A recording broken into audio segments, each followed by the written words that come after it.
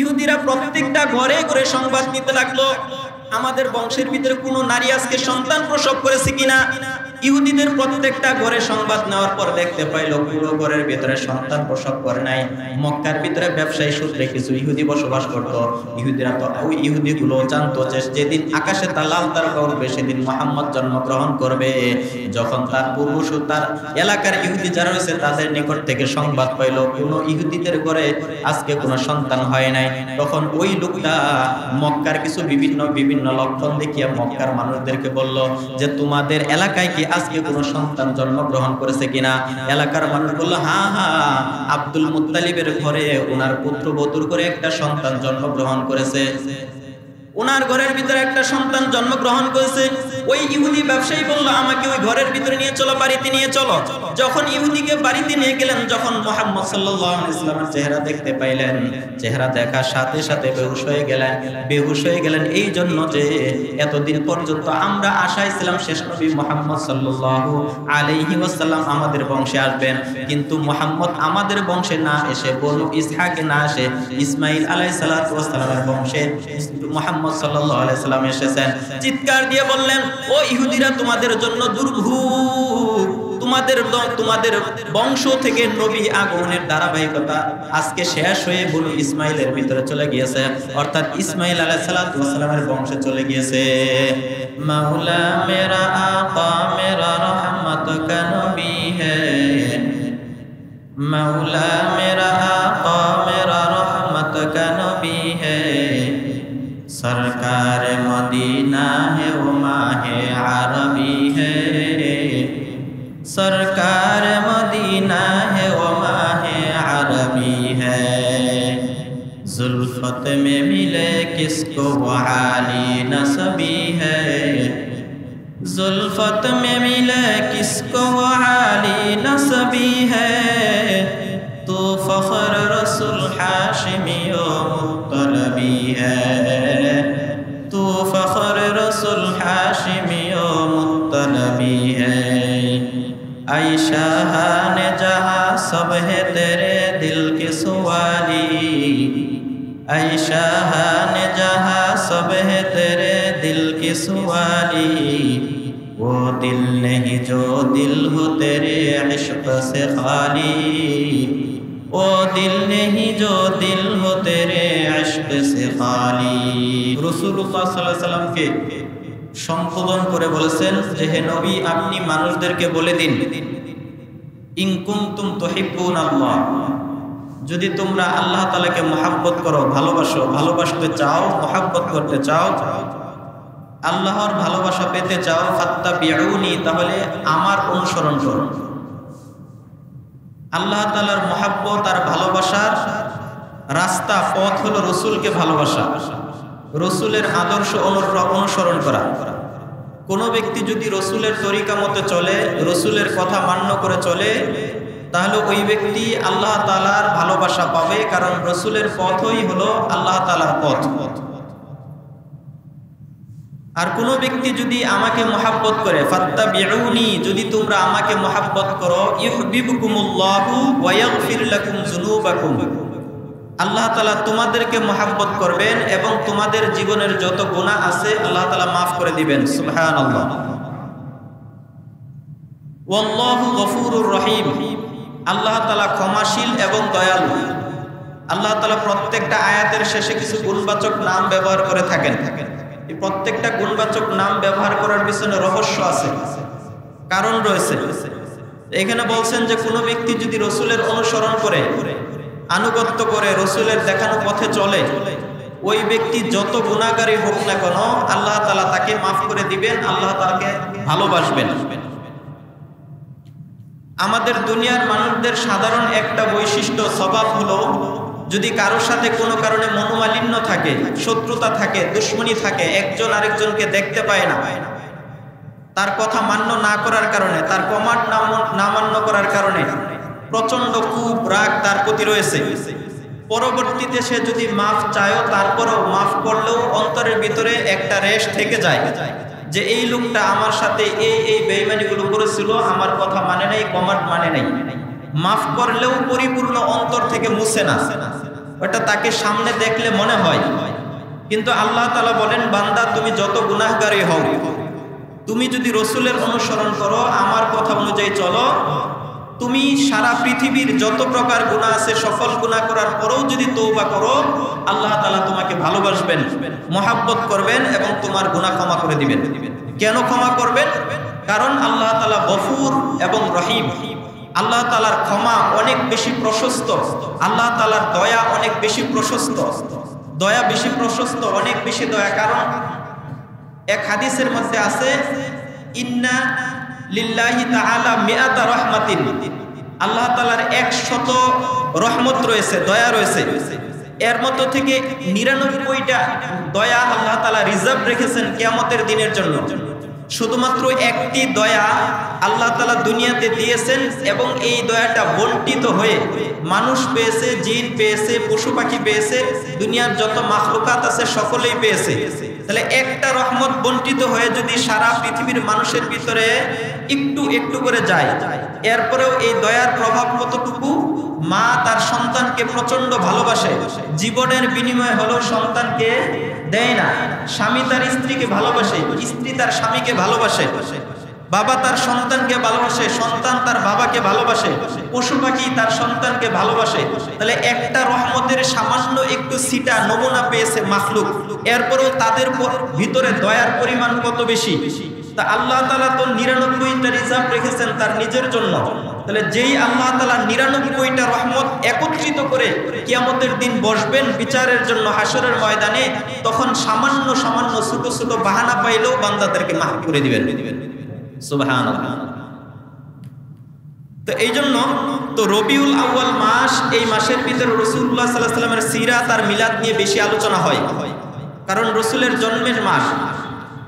আর রাসূলুল্লাহ সাল্লাল্লাহু আলাইহি ওয়াসাল্লাম এর সিরাত আর মিলাদের আলোচনা এত বেশি গভীর যে একজন মানুষ কোনো বিষয়ে আলোচনা করতে চাইলে একটা শিরোনাম ঠিক করতে পারে তার পছন্দ অনুযায়ী, তার প্রাসঙ্গিক আলোচনা অনুযায়ী যে কোনো একটা শিরোনাম ঠিক করতে পারে। কিন্তু একজন বক্তা যদি রাসূলুল্লাহ সাল্লাল্লাহু আলাইহি ওয়াসাল্লামের সিরাত নিয়ে আলোচনা করতে চায়, তাহলে তখন সে হিমশিম খেয়ে যায় রসুলের আলোচনা কোথা থেকে শুরু করবে, কোন শিরোনামে শুরু করবে। কারণ রাসূলুল্লাহ সাল্লাল্লাহু আলাইহি ওয়াসাল্লামের আলোচনা এত বেশি ব্যাপক যে যেখানেই থেকেই আলোচনা করবে এই বিষয়ে কয়েকদিন পর্যন্ত আলোচনা করার পরেও তারপরে রাসূলের আলোচনা শেষ হবে না। এই জন্য রসুলের আল্লাহ তাআলার প্রশংসা বাণী যেরকম শেষ করা যায় না, রসুলের আলোচনা করেও শেষ করা সম্ভব নয়। কারণ আল্লাহ তাআলার পরেই সবচেয়ে বেশি প্রিয়, সবচেয়ে বেশি গুরুত্বপূর্ণ মাখলুক হলেন, আশরাফুল মাখলুকাত হলেন রাসূলুল্লাহ সাল্লাল্লাহু আলাইহি ওয়াসাল্লাম। এজন্য রসুলের আলোচনা করে কখনো শেষ করা সম্ভব নয়। একজন মানাজির আহমদ গিলানী রহমতুল্লাহি আলাইহি, উনি একটা কিতাব লিখছেন। কিতাব মানে উনি একটা চিঠি লিখছিলেন রাসূলুল্লাহ সাল্লাল্লাহু আলাইহি ওয়াসাল্লামের ইশকে আপ্লুত হয়ে, আবেগ আপ্লুত হয়ে একটা চিঠি লিখেছিলেন।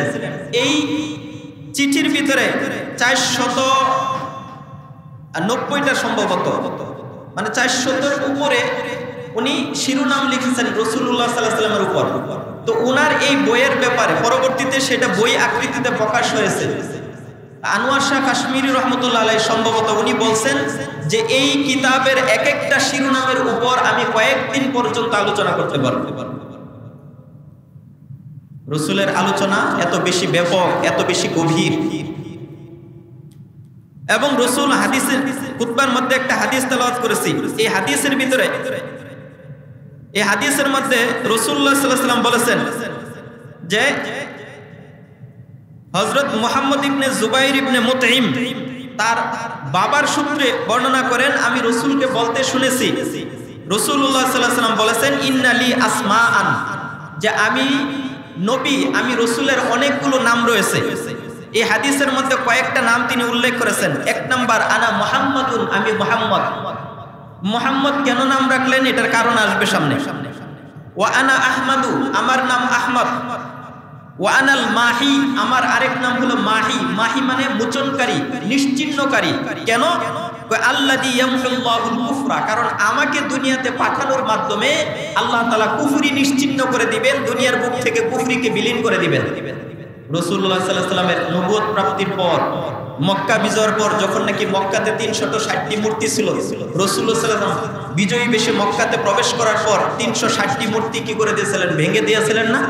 আয়াত তেলাওয়াত করেছিলেন, কুল জা আল হক ওয়া যাহাকাল বাতিল ইন্নাল বাতিলা কানা যাহুকা, যে সত্য এসেছে, মিথ্যা বিদূরিত হয়েছে, মিথ্যা বিদূরিত হবারই এই কথা বলেছেন। আর লাঠি দ্বারা প্রত্যেকটা মূর্তি ভেঙে দিয়েছেন। যে সকল মূর্তিকে লক্ষ্য করে তারা কুফরি করত, শিরকি করত, সেগুলো রাসূল একদিনে মক্কা বিজয়ের পরে একদিনেই নিশ্চিহ্ন করে দিয়েছেন। এবং মক্কার যে সকল মানুষেরা, পৃথিবীর এমন কোনো গুনাহ নাই যেগুলো তারা করেনি, সেই মানুষগুলো সোনার মানুষে, খাঁটি মানুষে পরিণত হয়েছে। এজন্য বলছেন ওয়া আনাল মাহি, আমি আমার মাধ্যমে আল্লাহ তাআলা কুফরিকে নিশ্চিহ্ন করে দিবেন, শিরকি নিশ্চিহ্ন করে দিবেন।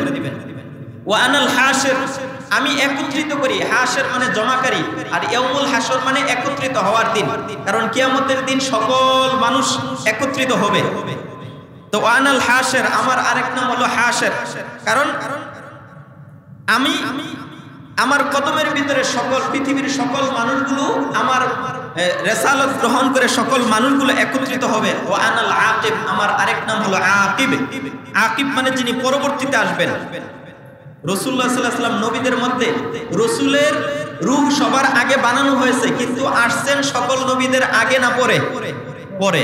তো ওনার রূহ তৈরি করা হয়েছে সবার আগে, কিন্তু আগমনের দিক থেকে তিনি সবার পরে। এজন্য বলছেন ওয়া আনাল আকিব, আমি সর্বশেষে গমনকারী। এরকম রাসূলের আরো অনেকগুলো নাম রয়েছে, বৈশিষ্ট্য রয়েছে। এখন প্রশ্ন হলো, রাসূলুল্লাহ সাল্লাল্লাহু আলাইহি ওয়াসাল্লামের একটা নাম মুহাম্মদ, আরেকটা নাম আহমদ। রাসূলের বংশধারার ভিতরে এই ধরনের নাম ছিল না। রাসূলের বংশধারার নাম সাধারণত ছিল ওনার পূর্বপুরুষদের নাম, আবুল হাশেম, আবুল হাকাম, আবু তালেব, এই ধরনের নামগুলো ছিল। কিন্তু ব্যতিক্রম ভাবে মুহাম্মদকে, রাসূলুল্লাহ সাল্লাল্লাহু আলাইহি ওয়াসাল্লামের নাম মুহাম্মদ কেন রাখলেন? এটার জবাব বুখারী শরীফের প্রসিদ্ধ ব্যাখ্যা গ্রন্থ ফাতহুল বারী, আরবি কিতাব। এই ফাতহুল বারী কি ব্যাখ্যা গ্রন্থের ৭ম খণ্ডে বর্ণনা করা হয়েছে যে আব্দুল মুত্তালিবকে জিজ্ঞাসা করা হয়েছিল যে আপনার বংশের ধারাবাহিকতাকে ভেঙে আপনি আপনার নাতির নাম মুহাম্মদ কেন রাখলেন, আবুল শব্দ দিয়ে কেন রাখলেন না? কিতাবের মধ্যে বর্ণনা করেন আব্দুল মুত্তালিব জবাব দিলেন, আমি আমার নাতির নাম মুহাম্মদ রেখেছি তার কারণ হইল যেন আল্লাহ, যে কারণ রাসূলুল্লাহ সাল্লাল্লাহু আলাইহি ওয়াসাল্লাম সারা পৃথিবীর ভিতরে রাসূলুল্লাহ সাল্লাল্লাহু আলাইহি ওয়াসাল্লামের প্রশংসা সবচাইতে বেশি। প্রত্যেক মসজিদে মিম্বরে, তারপরে আজানে, ইকামতে রাসূলের নাম উচ্চারিত হচ্ছে কিনা, রাসূলের প্রশংসা হচ্ছে কিনা। এজন্য রাসূলের প্রশংসা সবচেয়ে বেশি হচ্ছে। সারা পৃথিবীতে সবচেয়ে বেশি প্রশংসা করা হয় রাসূলের। আল্লাহ পাক রব্বুল আলামিন এই যে দুনিয়া আসমান জমিন সৃষ্টি করেছেন, এর মধ্যে সবচেয়ে বেশি প্রশংসা হয় রাসূলের। এইজন্য মুহাম্মদ শব্দের অর্থ হলো প্রশংসিত, আর এ কারণেই আমি তার নাম রাখছি মুহাম্মদ, মানে রাসূল আমার নাতি প্রশংসিত, কারণ তার প্রশংসা বেশি করা হয়। আরেক নাম আহমদ। আহমদ কেন রাখা হয়েছে? কারণ রাসূলুল্লাহ সাল্লাল্লাহু আলাইহি ওয়াসাল্লাম দুনিয়াতে প্রশংসিত, দুনিয়ার মাখলুক তার প্রশংসা করে, আর আসমান জগতে রাসূলুল্লাহ সাল্লাল্লাহু আলাইহি ওয়াসাল্লাম আহমদ নামে প্রসিদ্ধ। কেন? কারণ দুনিয়াতে রাসূল জীবদ্দশায় আল্লাহ এবং আল্লাহ তাআলার এত বেশি প্রশংসা করেছেন যে আসমানের সকল ফেরেশতারা এই নামে চিনতো যে সারা পৃথিবীর সবচেয়ে বেশি প্রশংসা পাঠকারী হলেন মুহাম্মদ সাল্লাল্লাহু আলাইহি ওয়াসাল্লাম। এইজন্য তার নাম হলো আহমদ। আহমদ এটা ইসমে তাফজিলের থেকে অধিক প্রশংসাকারী, যিনি সবচেয়ে বেশি প্রশংসা করেন। এই জন্য তার নাম মুহাম্মদ এবং আহমদ রাখা হয়েছে। এবার রাসূলুল্লাহ সাল্লাল্লাহু আলাইহি ওয়াসাল্লামের জন্মের সময় কিছু অলৌকিক ঘটনা ছিল। এর আগে বুঝে নেই রাসূলুল্লাহ সাল্লাল্লাহু আলাইহি ওয়াসাল্লামের জীবনটা, রাসূল সাল্লাল্লাহু আলাইহি ওয়াসাল্লামের এই সিরাত, এটাকে 3 ভাগে ভাগ করা হয়েছে। কয় ভাগে? রাসূলের জীবনীকে 3 ভাগে ভাগ করা হয়েছে। 1 নাম্বার মিলাদুন নবী, রাসূলের জন্ম বৃত্তান্ত। 2 নাম্বার রাসূলুল্লাহ সাল্লাল্লাহু আলাইহি ওয়াসাল্লামের নবুয়ত প্রাপ্তির পর, মিলাদুন নবী মানে রাসূলের জন্ম থেকে নিয়ে নবুয়ত প্রাপ্তির পূর্ব পর্যন্ত 40 বছর বয়স পর্যন্ত একটা সময়। এরপরে রসুলের নবুয়ত প্রাপ্তির পর মক্কাতে যে 13 বছর ছিলেন, সেই 13 বছর হিজরতের পূর্বের 13 বছর, এটা রসুলের দ্বিতীয় ভাগ জীবনের। তৃতীয় ভাগ হলো রসুল সাল্লাল্লাহু আলাইহি ওয়াসাল্লাম হিজরতের পরবর্তী মদিনাতে যখন গিয়েছেন, সেখানে 10 বছর ছিলেন, সেই 10 বছর। তাহলে প্রথমে জন্ম থেকে 40 বছর পর্যন্ত নবুয়ত প্রাপ্তির পূর্ব পর্যন্ত এক ভাগ, রসুলের নবুয়ত প্রাপ্তির পর মক্কাতে যে 13 বছর ছিলেন, সেই 13 বছরের মক্কি জীবন, আর মদিনাতে 10 বছর ছিলেন, মদিনার মাদানী জীবন, 10 বছরের মাদানী জীবন। এই 3টা ভাগে ভাগ করা হয়েছে।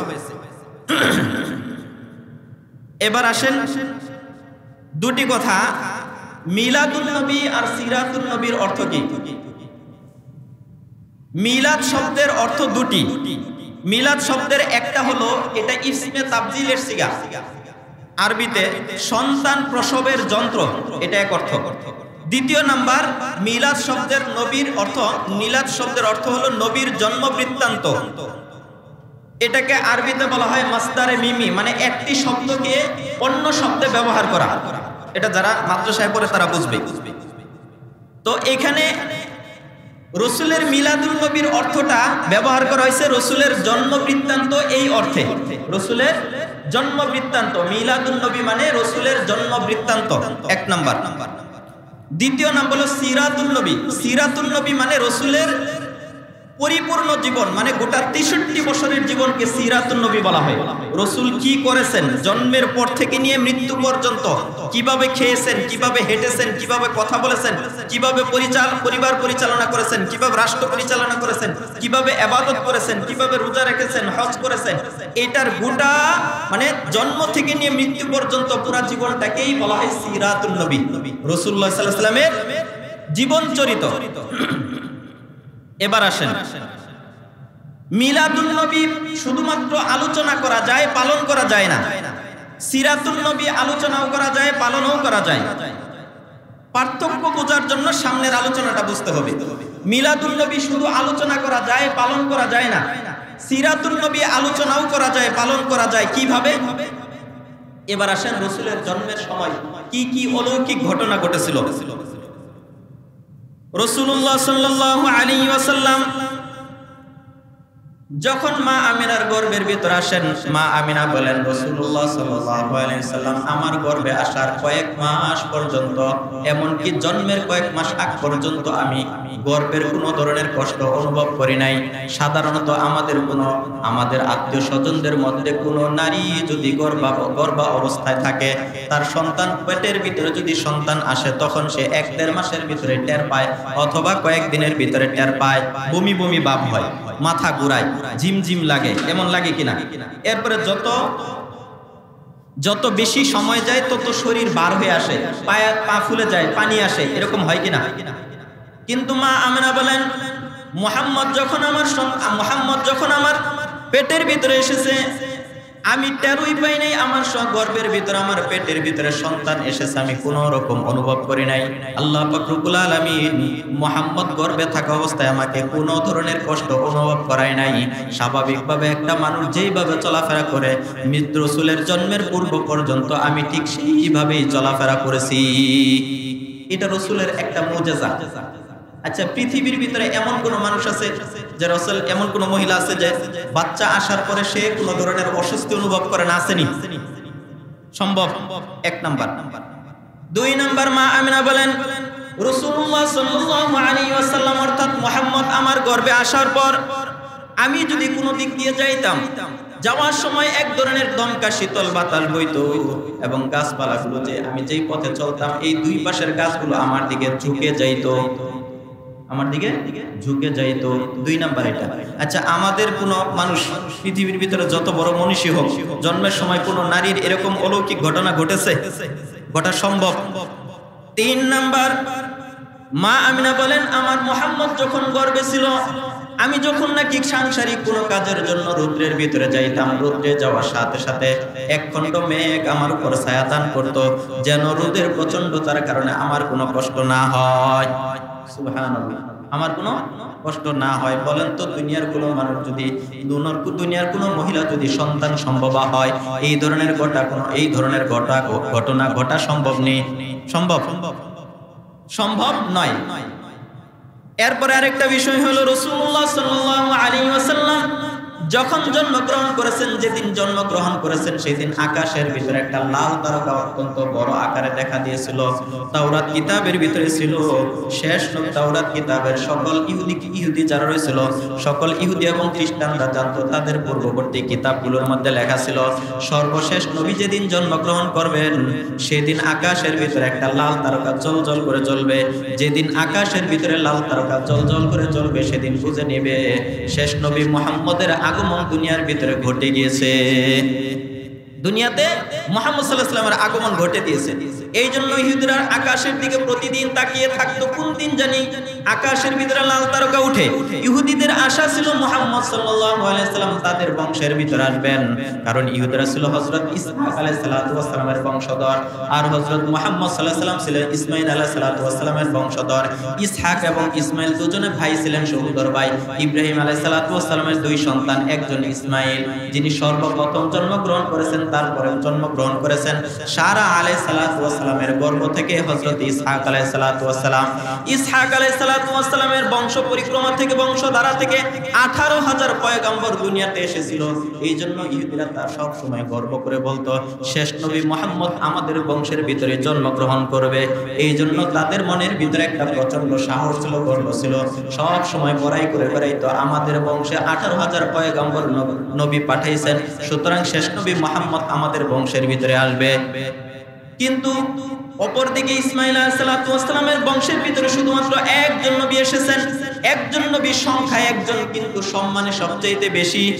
কারণ হলো পৃথিবীতে যত পয়গম্বর পাঠাইছেন, লক্ষ লক্ষ পয়গম্বর পাঠাইছেন, সকল নবীদের সর্দারকে, নবীদের সর্দারকে মুহাম্মদ সাল্লাল্লাহু আলাইহি সাল্লাম। রাসূলগণের সর্দার হলো মুহাম্মদ সাল্লাল্লাহু আলাইহি সাল্লাম। যত মাখলুকাত দুনিয়ার ভিতরে পাঠাইছেন, সবচেয়ে শ্রেষ্ঠ মাখলুক হলো মুহাম্মদ সাল্লাল্লাহু আলাইহি সাল্লাম। তাহলে একদিকে সংখ্যায় যদিও বেশি 18,000 পয়গম্বর এসেছেন, অন্যদিকে একজন এসেছেন, কিন্তু একজনের ওজন ওই 18,000 নয়, শুধুমাত্র সারা পৃথিবীতে যত পয়গম্বর এসেছেন তার সবচেয়ে বেশি দামি। সূরা ইখলাস একবারে শেষের দিকে সূরা না, বিশাল বড় না, একেবারে ছোট, কিন্তু এটার মর্যাদা অনেক বেশি। কারণ 3বার পাঠ করলে, গোটা কোরআন পড়লে যে সওয়াব পাওয়া যায়, সূরা ইখলাস 3বার পড়লে সেই পরিমাণ সওয়াব পাওয়া যায়। তাহলে আকৃতিতে ছোট, যে একটা কথা বলে গোলমরিচের ঝাল বেশি, তদ্রূপ সংখ্যায় তিনি একজন। ইসমাঈল আলাইহিস সালাতু ওয়াস সালামের বংশ থেকে নবী আসছেন একজন, কিন্তু সংখ্যায় একজন হলেও তিনি সারা পৃথিবীর সকল মানুষদের, নবীদের সর্দার, নবীদের সর্দার। তো যেদিন আকাশের ভিতরে লাল তারকা উঠলো, ইহুদিরা প্রত্যেকটা ঘরে ঘরে সংবাদ নিতে লাগলো, আমাদের বংশের ভিতরে কোনো নারী আজকে সন্তান প্রসব করেছে কিনা। ইহুদিদের প্রত্যেকটা ঘরে সংবাদ নেওয়ার পর দেখতে পাইল পুরো ঘরের ভিতরে সন্তান প্রসব করে নাই। মক্কার ভিতরে ব্যবসায়ী সূত্রে কিছু ইহুদি বসবাস করত। ইহুদিরা তো, ওই ইহুদিগুলো জানতো যে যেদিন আকাশে তার লাল তারকা উঠবে সেদিন মুহাম্মদ জন্মগ্রহণ করবে। যখন তার পূর্বসূর, তার এলাকার ইহুদি যারা রয়েছে তাদের নিকট থেকে সংবাদ পাইল কোন ইহুদিদের ঘরে আজকে কোনো সন্তান হয় নাই, তখন ওই লোকটা মক্কার কিছু বিভিন্ন লক্ষণ দেখিয়ে মক্কার মানুষদেরকে বলল যে তোমাদের এলাকায় কি আজকে কোনো সন্তান জন্মগ্রহণ করেছে কিনা। এলাকার মানুষ বলল, হ্যাঁ, আব্দুল মুত্তালিবের ঘরে ওনার পুত্রবধূর করে একটা সন্তান জন্মগ্রহণ করেছে, ওনার ঘরের ভিতরে একটা সন্তান জন্মগ্রহণ করেছে। ওই ইহুদি ব্যবসায়ী বলল, আমাকে ওই ঘরের ভিতরে নিয়ে চলো, বাড়িতে নিয়ে চলো। যখন ইহুদিকে বাড়িতে নিয়ে গেলেন, যখন মুহাম্মদ সাল্লাল্লাহু আলাইহি ওয়াসাল্লামের চেহারা দেখতে পাইলেন, চেহারা দেখার সাথে সাথে বেহুশ হয়ে গেলেন। এই জন্য যে এতদিন পর্যন্ত আমরা আশায় ছিলাম শেষ নবী মুহাম্মদ সাল্লাল্লাহু আলাইহি ওয়াসাল্লাম আমাদের বংশে আসবেন, কিন্তু মুহাম্মদ আমাদের বংশে না এসে, বনু ইসহাকে না এসে, ইসমাঈল আলাইহিস সালাতু ওয়াস সালামের বংশে মুহাম্মদ সাল্লাল্লাহু আলাইহি ওয়াসাল্লাম এসেছেন। চিৎকার দিয়ে বললেন, ও ইহুদিরা, তোমাদের জন্য দুর্ভোগ, তোমাদের বংশ থেকে নবী আগমনের ধারাবাহিকতা আজকে শেষ হয়ে বনু ইসমাইলের ভিতরে চলে গিয়েছে, অর্থাৎ ইসমাঈল আলাইহিস সালাতু ওয়াস সালামের বংশে চলে গিয়েছে। না তাদের আশা ছিল যে তাদের বংশের ভিতরে আসবে, কিন্তু চিৎকার করে দিয়া বলে এই কথাটা বলার পর সে বেহুশ হয়ে গেছে। মানে বেহুশ হয়ে গেছে মানে এই সম্পূর্ণভাবে সইতে পারছিল না যে আমাদের বংশ থেকে সরে গিয়ে মুহাম্মদ অন্য ধর্মের ভিতরে অন্য বংশের ভিতরে আসবে, এটা কোনোভাবেই সে সহ্য করতে পারতেছিল না, এই জন্য বেহুশ হয়ে গেছে। এরপরে আরেকটা কারণ হলো রাসূলুল্লাহ সাল্লাল্লাহু আলাইহি ওয়াসাল্লাম যেদিন জন্মগ্রহণ করেন মা আমিনার ঘরের ভিতরে কোনো বাতি ছিল না। মা আমিনার ঘরের ভিতরে যখন নাকি রাসূল সাল্লাল্লাহু আলাইহি ওয়াসাল্লাম জন্মগ্রহণ করেন, মা আমিনা এবং তার পার্শ্ববর্তী যে সকল মহিলারা ছিল প্রত্যেকে সাক্ষী দিল ঘরের ভিতরে অন্ধকার ছিল, কিন্তু মুহাম্মদ যেদিন জন্মগ্রহণ করবেন আকাশ থেকে ছাদের ঘরের ছাদ চিরে পৌঁছিয়ে একটা নূরের বাতি এমন ভাবে জ্বলজ্বল করতেছিল, ইতিপূর্বে এই ধরনের বাতি আর কোনোদিন দেখি নাই। 5 নম্বর বিষয়, রাসূলুল্লাহ সাল্লাল্লাহু আলাইহি ওয়াসাল্লাম যখন জন্মগ্রহণ করেন আকাশের ভিতরে যত তারকা ছিল সমস্ত তারকাগুলো এবং চাঁদ সূর্যগুলো এক মনে হচ্ছিল রাসূলুল্লাহ সাল্লাল্লাহু আলাইহি ওয়াসাল্লামের দিকে একেবারে পড়ে যাবে। 6 নম্বর বিষয় হলো রাসূলুল্লাহ সাল্লাল্লাহু আলাইহি ওয়াসাল্লাম যখন জন্মগ্রহণ করেন ঠিক সেই মুহূর্তে যত গাছপালা ছিল সকল গাছপালাগুলো সিজদায় নুয়ে পড়েছিল। 7 নম্বর, রাসূলুল্লাহ সাল্লাল্লাহু আলাইহি ওয়াসাল্লাম যখন জন্মগ্রহণ করার সময় ইসরার রাজপ্রাসাদের 14টি গম্বুজ কোনো ভূমিকম্প ছাড়া, কোনো বাতাস ছাড়া, কোনো ধরনের ঝাঁকুনি ছাড়া হঠাৎ করে এমনিতে 14টা গম্বুজ ভেঙে যায়, যেটা অলৌকিক কোনো ঘটনা। স্বাভাবিকভাবে এত মজবুত বিল্ডিং ধসে পড়ার মতন কোনো কারণ তখন ছিল না। এটা দ্বারা ভবিষ্যৎবাণী যে কিসরা এবং ওই যুগের ভিতরে পারস্য সম্রাট আর রোম সম্রাট, কিসরা মানে পারস্য সম্রাট আর কি, এই পারস্য সম্রাট আর রোম সম্রাট ছিল ওই যুগের সবচেয়ে সুপার পাওয়ার, মানে শক্তিশালী শৌর্য বীর্য এবং ওই সৈন্য সামন্ত আর ওই পরাশক্তির দিক থেকে তারা ছিল সবচেয়ে সুপার পাওয়ার। তো রাসূলের আগমনের দিন 14টা গম্বুজ ভেঙে পড়ার অর্থ হলো যে কিসরা এবং পারস্য সাম্রাজ্য অতি সত্বরই কি হয়ে যাবে, ধ্বংস হয়ে যাবে, তাদের সাম্রাজ্য খণ্ড বিখণ্ড হয়ে যাবে। এরপরে 8 নম্বর, রাসূলুল্লাহ সাল্লাল্লাহু আলাইহি ওয়াসাল্লাম যেদিন জন্মগ্রহণ করেন মুশরিকদের একটা অগ্নিকুণ্ড ছিল, যে অগ্নিকুণ্ডকে তারা পূজা করত, 1500 বছর ধরে প্রজ্বলিত ছিল। রাসূল যখন জন্মগ্রহণ করেন হঠাৎ করে সেই অগ্নিকুণ্ডটা নিভে যায়। আচ্ছা, আগুন নিভাইতে হলে পানি দরকার আছে না নাই? পানি টানি ছাড়া হঠাৎ করে রাসূল আগমন দুনিয়াতে আসছে আর অগ্নিকুণ্ড 1500 বছরের প্রজ্বলিত অগ্নিকুণ্ড সাথে সাথে নিভে গেছে। এটা দ্বারা বুঝাইছেন অতি সত্বর রাসূলের আগমনের কারণে পৃথিবীর বুক থেকে শিরিক নিশ্চিহ্ন হয়ে যাবে। অগ্নি পূজা বা মুশরিক যারা আছে তারা কি হয়ে যাবে, নিশ্চিহ্ন হয়ে যাবে। এরপরে 9 নাম্বার, রাসূলুল্লাহ সাল্লাল্লাহু আলাইহি ওয়াসাল্লাম স্বপ্নে, রাসূল সাল্লাল্লাহু আলাইহি ওয়াসাল্লাম যখন স্বপ্নে দেখলেন, রাসূল সাল্লাল্লাহু আলাইহি ওয়াসাল্লাম যেদিন জন্মগ্রহণ করলেন স্বপ্নে দেখলেন যে একটা উট কতগুলো ঘোড়াকে দৌড়ে সমুদ্রের দিকে নিয়ে যাচ্ছে। এই স্বপ্নটা দেখার পর বাদশা ব্যাখ্যা জিজ্ঞাসা করলেন যে হঠাৎ করে আমি এমন স্বপ্ন দেখলাম, কারণ কি, এমন স্বপ্ন তো কোনোদিন দেখি নাই। তখন ব্যাখ্যাকারকরা বলল যে আরব দেশের ভিতরে, এর ব্যাখ্যা হলো উটের অর্থ হলো আরব দেশের মধ্যে একজন বালক জন্মগ্রহণ করবে, আর ঘোড়া যেগুলো আছে ঘোড়াগুলোর অর্থ হলো যে আরব ভূখণ্ডের ভিতরে যে সকল মুশরিক ইহুদি কাফের যারা রয়েছে এরা। এই স্বপ্নের ব্যাখ্যা হলো যে উট ঘোড়াকে দৌড়িয়ে সমুদ্রের দিকে নিয়ে যাচ্ছে, এর অর্থ হলো অতি সত্বর আরব দেশের ভিতরে একটা সন্তান, মক্কাতে একটা সন্তান যুবক জন্মগ্রহণ করবে। এই যুবক আসিয়া মক্কাতে যত কাফের আছে তাদেরকে বের করে দিবে।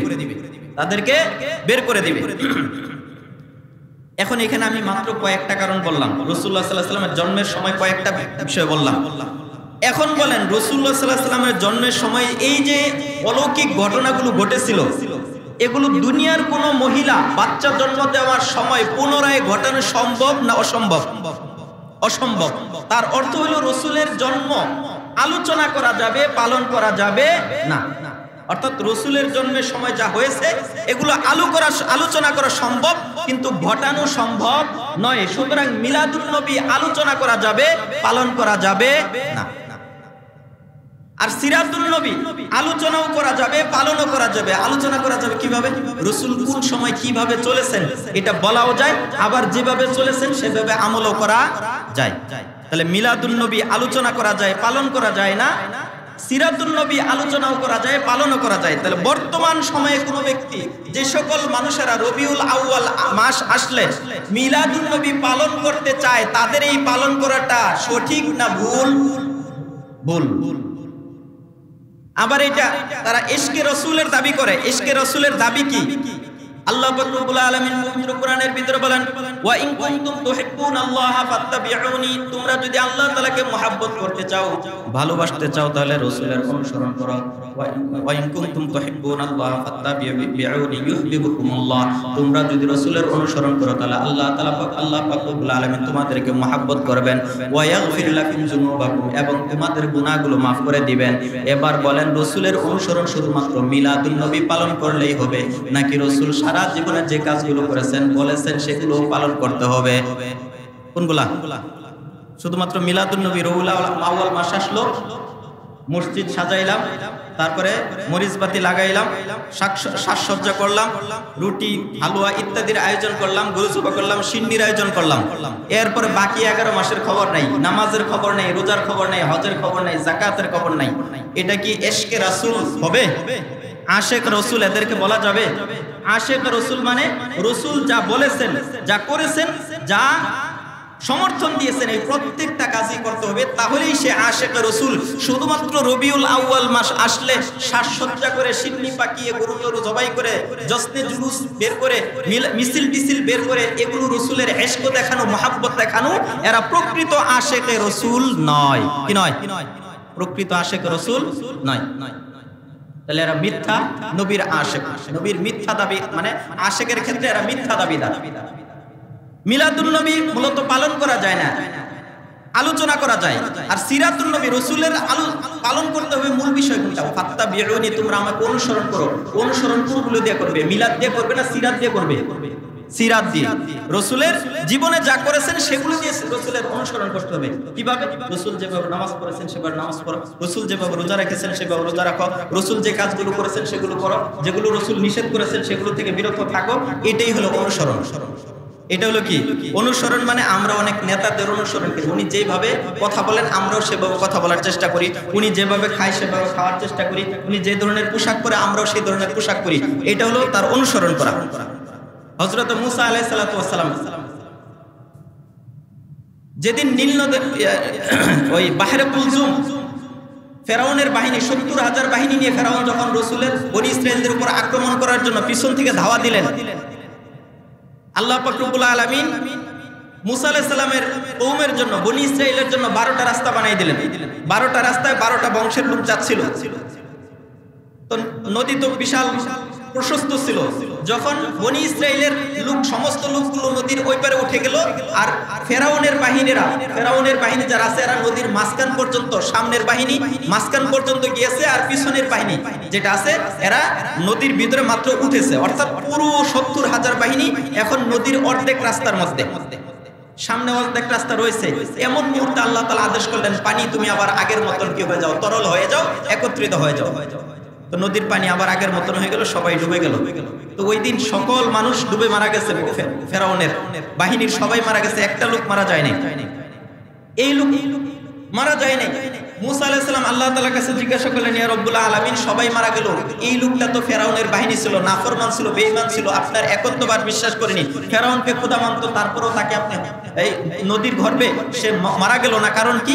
কারণ হলো এই লোকটা তোমার বেশভূষা, তোমার কথা বলার ভঙ্গিমা, তোমার বিভিন্ন বিষয়গুলো নকল করত। শুধুমাত্র তোমার সাথে এই সাদৃশ্যতার কারণে আমি আজকে তাকে কি করি নাই, নদীতে ডুবাইয়া মারি নাই। রাসূলের সাথে আমাদের সাদৃশ্য থাকতে হবে। পোশাকের দিক থেকে, কথা বলার দিক থেকে, চালচলনার দিক থেকে, খাওয়া দাওয়ার দিক থেকে, পরিবার পরিচালনার দিক থেকে, রাষ্ট্র পরিচালনার দিক থেকে, টয়লেটে প্রবেশ করা, তারপরে ঘরে প্রবেশ করা, অর্থাৎ রাসূল যে সুন্নাহগুলো পালন করেছেন এগুলো করতে হবে। এটাই হবে ফাত্তাবিউনি, তোমরা আমার অনুসরণ করো। এর বাহিরে যায় নামাজ রোজার খবর নাই, শুধুমাত্র জশ্নে জুলুসে ঈদে মিলাদুন নবীর নাম দিয়ে নতুন একটা ঈদ উদ্ভাবন করে সেদিন আনন্দ ফুর্তি করা, এটা মূলত কিনা আশেক রাসূল নয়। কথাগুলো বোঝার চেষ্টা করবেন, এগুলো প্রকৃত।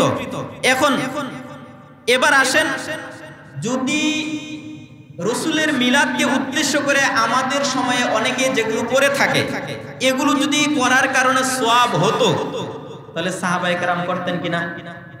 কিন্তু সাহাবীদের ইতিহাসে আবু বকরের যুগে এমন কোন বছর দেখাইতে পারবেন আবু বকর রাদিয়াল্লাহু তাআলা ঈদে মিলাদুন নবী পালন করছেন, রাসূলের জন্মের দিন আমরা আমাদের সমাজে যেগুলো করে থাকে এগুলো করেছেন কিনা? পরবর্তী সাহাবী খলিফায়ে রাশিদিন যারা আছে তার মধ্যে দ্বিতীয় খলিফা ওমর রাদিয়াল্লাহু তাআলার যুগে এগুলো করেছেন কিনা? আলী রাদিয়াল্লাহু তাআলা করেছেন কিনা? উসমান রাদিয়াল্লাহু তাআলা করেছেন কিনা? লক্ষ লক্ষ সাহাবায়ে কেরাম ছিল, তারা করেছেন কিনা? তাবিঈরা করেছেন কিনা? তাবিঈনরা করেছিলেন কিনা? আইম্মায়ে মুজতাহিদিন কেউ করে নাই। মিলাদের আবিষ্কার হয়েছে কত সনে? 600 হিজরির পরে, মানে সাহাবীদের যুগ গেছে, সাহাবীদের তাবিঈদের যুগ গেছে, তাবিঈন, আইম্মায়ে মুজতাহিদিন, এদের সকল যুগ যাওয়ার পরে তারপরে মিলাদের আবিষ্কার হয়েছে। যেই কাজ রাসূলের যুগে ছিল না, যে কাজ সাহাবীদের যুগে ছিল না, যে কাজ তাবিঈদের যুগে ছিল না, যে কাজ এই আইম্মায়ে মুজতাহিদিনদের যুগে ছিল না, এগুলো কারো যুগেই ছিল না, সেই কাজটা সুন্নাত কিভাবে হয়, সওয়াবের কাজ কিভাবে হয়? আমরা কি সাহাবায়ে কেরামের চাইতে আশিক রাসূল বেশি নাকি? হ্যাঁ, আমাদের ইশক রাসূলের প্রতি আমাদের ইশক, মুহাব্বত, ভালোবাসা, এটা আমাদেরটা বেশি না সাহাবীদেরটা বেশি? তো সাহাবীদেরটা যদি বেশি হয়, সাহাবী তো রাসূলের কোন কথা শোনার সাথে সাথে আমল করেছে। আমরা কোরআনের আয়াত শোনার সাথে সাথে, কোরআনের ভিতরে অনেক জিনিস আছে এটা আগে জানতাম না, হঠাৎ করে জানলাম, আমরা সেটা জানার পরে কয়দিন আমল করেছি? করি নাই। তাহলে আমাদের ইশকে রাসূল আর সাহাবীদের ইশকে রাসূল তো কখনো সমান হবে না। হাদিসের ভিতর আছে, কোন এক জুমার ভিতর বলেছিলাম যে সাহাবীদের একজন সাহাবীর পায়ের একটা ধুলা আর সারা পৃথিবীর সকল মুমিন বান্দাদের আমল ওই একটা ধুলার সমপরিমাণ হবে না। হাদিসের ভিতর স্পষ্ট আছে। তাহলে সবচেয়ে মানে সাহাবীদের মধ্যে সবচেয়ে ছোট সাহাবী যে আছে, ওই সাহাবীর পায়ের একটা ধুলা আর সারা পৃথিবীর সকল ঈমানদার বান্দাদের আমল একদিকে রাখলে ওই ধুলার সমপরিমাণ হবে না। তাহলে আমরা বর্তমানে এসে সবচেয়ে বড় আশিক রাসূল দাবি করি, এটা সম্পূর্ণ মিথ্যা দাবি, মিথ্যা দাবি। কুল হাল নুনাব্বিউকুম বিল আখসারিনা আমালা আল্লাযীনা দাল্লা সাইয়ুহুম ফিল হায়াতিদ দুনিয়া ওয়া হুম ইয়াহসাবুনা আন্নাহুম ইহসিনুনা সুনআ। আল্লাহ পাক রব্বুল আলামিন বলেন, এমন শেষ যুগের ভিতরে এমন কিছু মানুষ আসবে যে মানুষগুলো এমন কিছু আমল করবে, যে আমলগুলো মনে করবে এই কাজগুলো করলে সওয়াব হবে, এই কাজগুলো করলে নেক আমল হবে, এই কাজগুলো আল্লাহ করলে আল্লাহ তাআলা খুশি হবেন, রাসূল খুশি হবেন, কিন্তু প্রকৃতপক্ষে সেই কাজগুলো কোনো সওয়াবের কাজ নয়, এই কাজগুলো নেকের কাজ মনে করে করলেও আল্লাহ পাক রব্বুল আলামিন তাদের দুনিয়া আখিরাত উভয়টাই বরবাদ করে দিবেন। মনে করবে নেক কাজ করতেছি, কিন্তু আসলে সেটা নেক কাজ নয়। রাসূল যেন বলছেন, কুল হাল নুনাব্বিউকুম বিল আখসারিনা আমালা, আমি কি তোমাদেরকে ওই সকল মানুষদের সম্পর্কে বলবো যে মানুষগুলো সবচেয়ে আমল করার পরও সবচেয়ে বেশি ক্ষতিগ্রস্ত? কুল হাল নুনাব্বিউকুম বিল আখসারিনা আমালা আল্লাযীনা দাল্লা সাইয়ুহুম ফিল হায়াতিদ দুনিয়া ওয়া হুম ইয়াহসাবুনা আন্নাহুম ইহসিনুনা সুনআ, যারা অনেক কাজ করবে সওয়াবের কাজ মনে করে, কিন্তু সেটা কোরআনেও নাই, হাদিসের ভিতরেও নাই, কোরআন দ্বারা প্রমাণিত নয়, হাদিস দ্বারা প্রমাণিত নয়, তারপরও সে সওয়াবের কাজ মনে করে করবে, কিন্তু ওই সওয়াব তো হবে না, ওই তো গুনাহ হবে, উল্টা কি হবে? গুনাহ হবে। আমরাও এরকম অনেক কাজ করি, সওয়াবের কাজ মনে করে করতে থাকি। এরপর রাসূলুল্লাহ সাল্লাল্লাহু আলাইহি ওয়াসাল্লাম যখন জন্মগ্রহণ করেছেন তখন আরেকটা ঘটনা ঘটেছিল যে রাসূলুল্লাহ সাল্লাল্লাহু আলাইহি ওয়াসাল্লাম যেদিন জন্মগ্রহণ করলেন, আব্দুল মুত্তালিব স্বপ্নে দেখলেন যে একটা শিকল, মানে তার পিঠ থেকে, আব্দুল মুত্তালিবের পিঠ থেকে, আব্দুল মুত্তালিব স্বপ্নে দেখলেন আব্দুল মুত্তালিবের পিঠ থেকে বিশাল বড় একটা শিকল বের হলো। ওই শিকলটা বের হওয়ার পর হঠাৎ করে একটা বিশাল বড় গাছের আকৃতি ধারণ করলো। ওই গাছের ডালপালাগুলো ওই গাছের শিকড়টা হলো জমিনে, আর গাছের ডালপালার মাথাগুলো হলো একবারে সপ্তম আসমানে। গাছের ডালপালাগুলো পৃথিবীর এক প্রান্তে, পূর্ব প্রান্ত থেকে পশ্চিম প্রান্ত পর্যন্ত সারা পৃথিবীর ভিতরে ছড়িয়ে পড়েছে, এবং ওই গাছের ভিতরে কিছু মানুষ ঝুলে রয়েছে, আর কিছু মানুষ ওই গাছটা কাটার জন্য, ওই গাছের গুড়া কাটার জন্য যখনই অগ্রসর হচ্ছে, দা নিয়ে, কুড়াল নিয়ে, বটি নিয়ে কাটার জন্য অগ্রসর হচ্ছে, এমন মুহূর্তে একজন যুবক, সুদর্শন যুবক আসিয়া ওই সকল মানুষগুলোকে দূরে সরিয়ে দিচ্ছে। কিছু মানুষ ঝুলা রয়েছে আর কিছু মানুষ যায় গাছটা কাটার জন্য। যখনই গাছ কাটার জন্য যায়, একটা সুন্দর যুবক আসিয়া তাদেরকে তাড়াইয়া দেয়। আব্দুল মুত্তালিব স্বপ্নের ব্যাখ্যা জিজ্ঞাসা করলেন। স্বপ্নের ব্যাখ্যা জিজ্ঞাসা করার পর আব্দুল মুত্তালিব স্বপ্নের ব্যাখ্যা জিজ্ঞাসা করলেন, ব্যাখ্যা জিজ্ঞাসা করার পর বললেন, তোমার বংশ থেকে একটা যুবক জন্মগ্রহণ করবে। এই যুবক সারা পৃথিবীর সকল মানুষগুলো, যে সকল মানুষগুলো সারা পৃথিবীর যে সকল মানুষগুলো ঝুলে রয়েছে, এই মানুষগুলো সারা পৃথিবীর সকলগুলো মানুষগুলো তার অনুসরণ করবে। কিন্তু যে সকল মানুষগুলো গাছটা কাটার জন্য যাচ্ছে, এরা হলো তোমার বংশের, কুরাইশ বংশের ওই সকল মানুষ যারা রাসূলুল্লাহ সাল্লাল্লাহু আলাইহি ওয়াসাল্লামের বিরোধিতা করবে, রাসূলের বিরোধিতা করবে। তার বংশের লোকেরা বিরোধিতা করছে কিনা? ওই যারা বিরোধিতা করার জন্য, মানে গাছটা কাটার জন্য যায়, মানে রাসূলকে দুনিয়া থেকে হত্যা করার চেষ্টা করবে, মেরে ফেলার চেষ্টা করবে, কিন্তু এরা পারবে না। পারছেনি?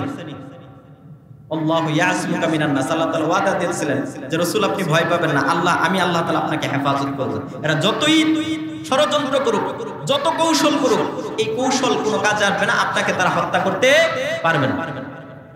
তো ওই এরা গাছ কাটার জন্য যায়, মানে রাসূলকে দুনিয়ার বুক থেকে নিশ্চিহ্ন করার জন্য যায়, কিন্তু রাসূল তাদেরকে তাড়ায় দেয়।